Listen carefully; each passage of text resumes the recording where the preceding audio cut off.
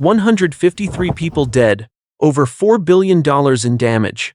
And right now, at this very moment, the same polar vortex collapse responsible for this catastrophe is sending another wave of Arctic air screaming toward the eastern United States. If you live anywhere from the Great Lakes to the Carolinas to New England, the next 4 days are going to be dangerous. Multiple snow systems are stacking up back to back, and behind them, an Arctic front so powerful it will push wind chills to 40 degrees below zero in parts of the Northeast by Sunday morning. That is cold enough to cause frostbite in 10 minutes on exposed skin.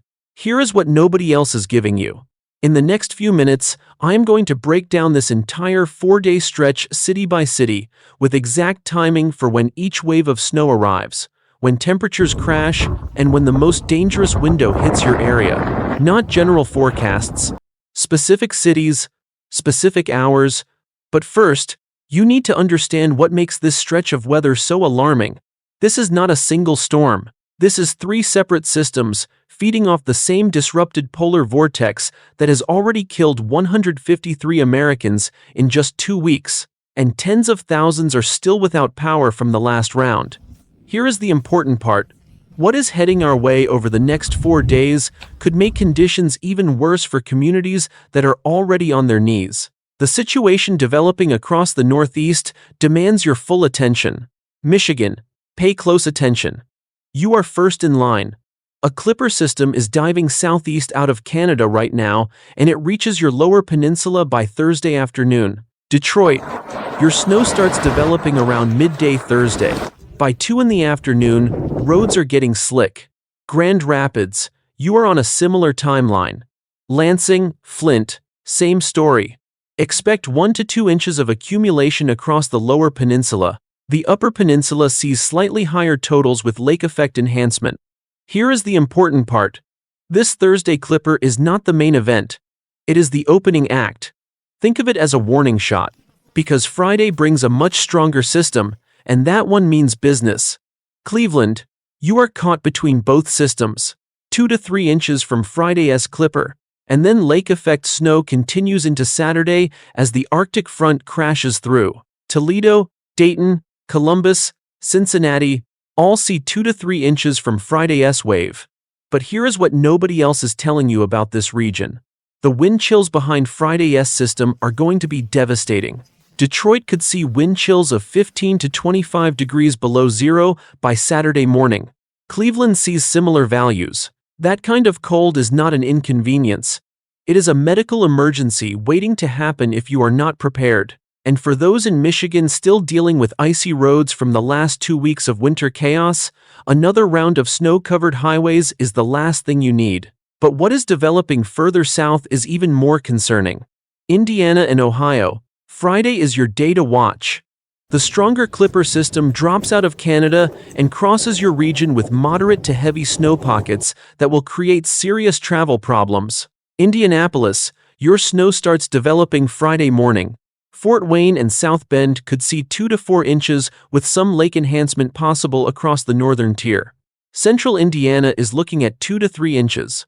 By midday Friday, the snow pushes into Ohio. Columbus, Cincinnati, Cleveland, Toledo, and Dayton all see snowfall with this system.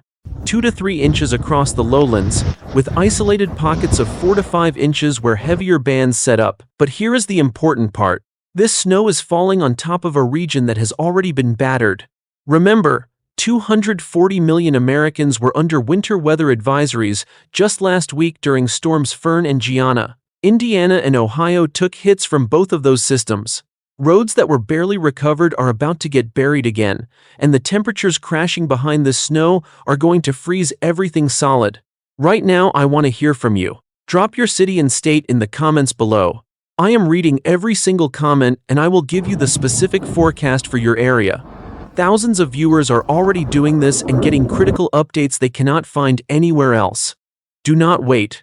Type your location now. What is coming next across the Appalachians and into Kentucky is where this forecast gets truly serious. West Virginia, this is your section. Listen carefully. Friday afternoon, the snow reaches the Appalachians, and elevation enhancement turns a moderate snow event into something much more significant. Louisville and Lexington, you are looking at 1 to 2 inches Friday into Friday night. That is manageable.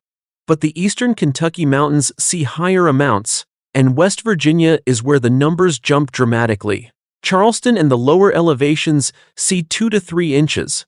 The mountain counties, 4 to 6 inches, potentially higher along the Allegheny front, where the terrain squeezes every last drop of moisture out of these bands. Morgantown, you are in the crosshairs. Southwestern Pennsylvania and western Maryland are under winter storm watches right now for a reason. The Laurel Highlands could see 4 to 6 inches. Here is what nobody else is telling you about this region. In Mississippi, just to the south, over 50,000 customers are still without power right now. It has been 9 days since Winter Storm Fern coated that state in over an inch of ice. One utility CEO described the damage as post-apocalyptic. Approximately 1,630 damaged poles, 5,760 spans of wire needing replacement, 380 transformers destroyed.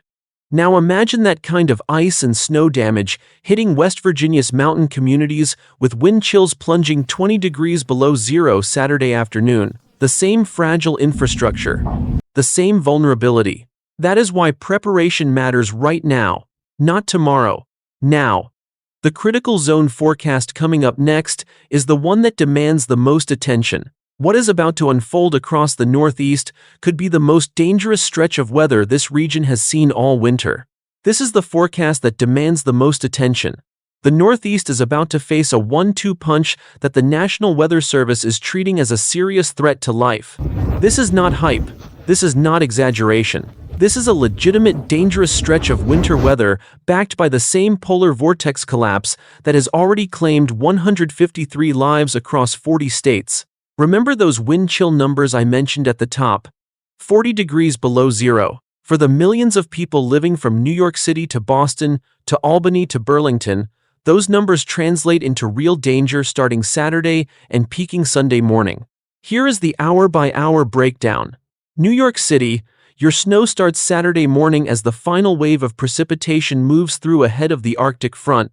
Expect 1 to 2 inches. By Saturday afternoon, the snow tapers off, but that is when the real danger begins. Temperatures crash and wind chills plunge to 5 to 15 degrees below zero. Wind gusts could approach 40 to 50 miles per hour near the coast. Saturday night into Sunday morning is your most dangerous window. Boston, your timeline is similar. 2 to 3 inches of snow Saturday, then wind chills dropping to 10 to 20 degrees below zero. Hartford and Providence see similar amounts and similar cold.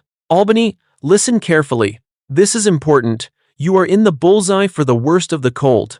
Wind chills, approaching 25 to 35 degrees below zero Saturday night. By Sunday morning, those values could touch 40 below. That is frostbite in 10 minutes. Buffalo and Rochester, 3 to 5 inches with lake effect enhancement. Syracuse could see 4 to 6 inches in the most favored lake effect bands. Wind chills of 20 to 30 degrees below zero. For those who have never experienced cold like this, here is what to expect. You step outside and the air burns your lungs. Exposed skin stings within seconds. Your eyes water and the tears nearly freeze on your cheeks. The wind cuts through layers like they are not there. Snow blows horizontal, visibility drops, and the cold seeps into your home if your heating cannot keep up. This is exactly what happened in New York City just days ago during Winter Storm Gianna. Central Park recorded 11.4 inches of snow. The Hudson River froze, and at least 16 people were found dead outdoors over nearly 2 weeks of freezing temperatures. Most were homeless or struggling with mental illness. 16 people froze to death on American streets. And now another round of extreme cold is arriving before the city has even finished processing the last one. In Tennessee, Nashville Electric Service has restored 98% of customers, but that remaining 2% will not have power until February 9th at the earliest. Over 1,000 linemen from 7 states are still working 14 to 16-hour shifts. If you are in the affected area, drop your location in the comments below. I am reading every single comment and responding with specific information for your area. Hundreds of viewers have already done this and are getting critical updates. Do not wait. For millions of residents across the Northeast, the question is not whether this weekend will be difficult. It is how difficult, and for how long. Looking ahead, the weather pattern tells two very different stories depending on where you live.